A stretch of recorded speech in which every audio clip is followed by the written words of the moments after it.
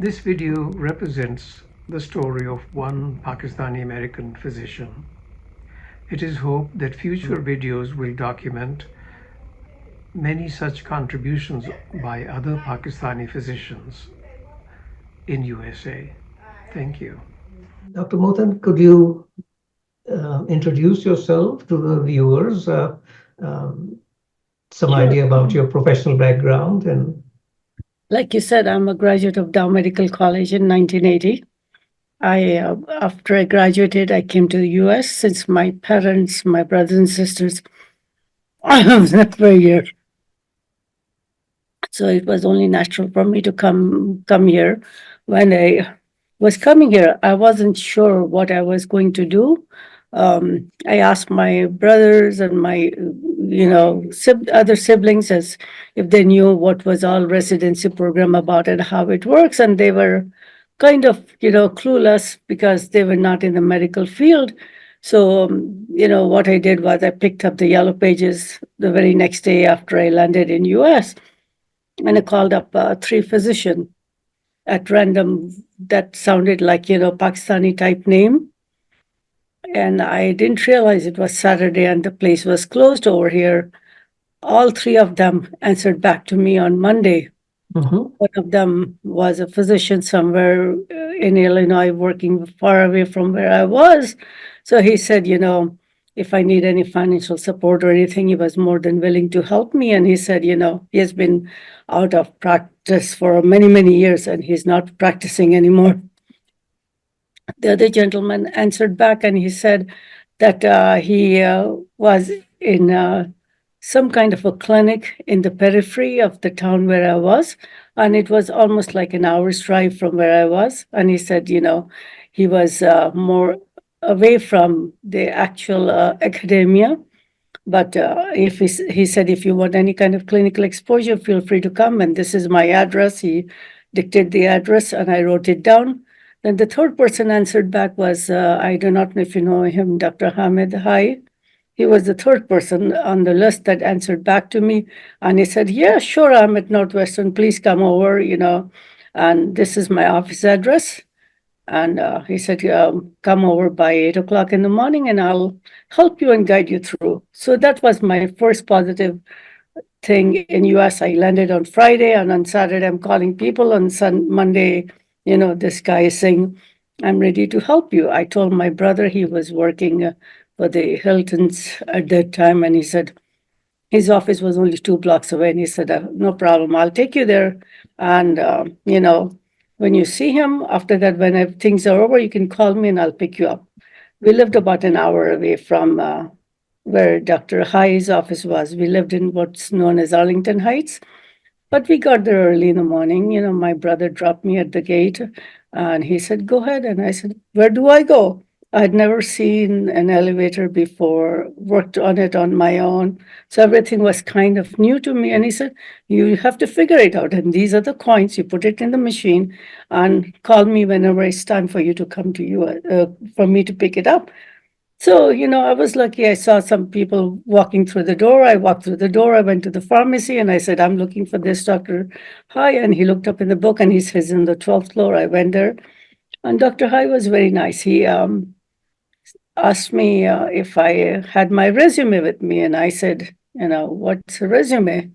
He said, "In which you write down, where you were born and where you went to medical school." And I said, "Oh, you're asking for the CV?" "Sure, yes, the CV." I gave him my papers, whatever I had, and he said, "Well, they look very reasonable to me." And he said, "But the residency program is already made its selection, so you have to apply for the following year." And he said, "But you can go to an RMP office and find out, if they have anything that's unmatched." Okay.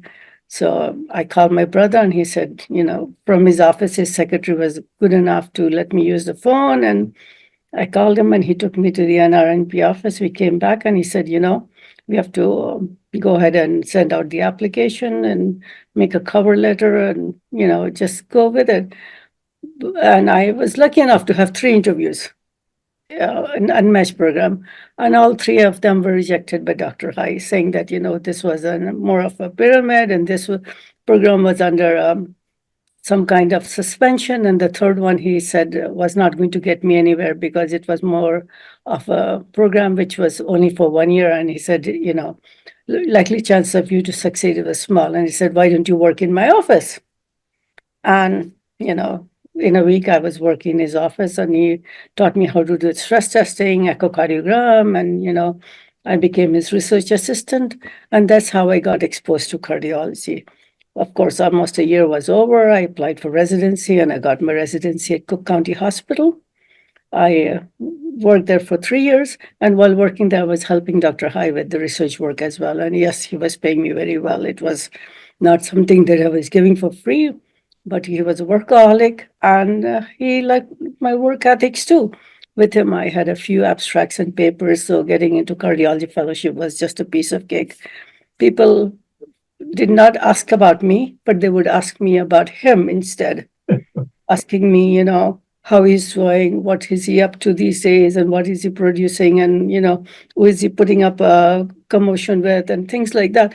So my interviews all went very well. I started my fellowship at Jewish Hospital for a year, but the program and I were not really in alignment with my needs, and I wanted to go into more non-invasive. So I went to Tufts University School of Medicine, Boston, and there I had a mentor, Dr. Benyon. He was an echocardiographer, and he took me under his wing. My interviews went very well. All the places, it was not an issue because, I had good grades in school. And Dr. Hai had exposed me to a lot of cardiology up in while I was at Northwestern with him. So things were going out pretty well. I did my fellowship. And after I finished my 4-year fellowship, 2 years of clinical, 2 years of echoes, with some subspecialty with nuclear cardiology, I started my job at Wayne State as my first job. You came to Michigan. Yeah, in Michigan, yes, Wayne State. And I was hired as the director of non-invasive lab for the VA hospital.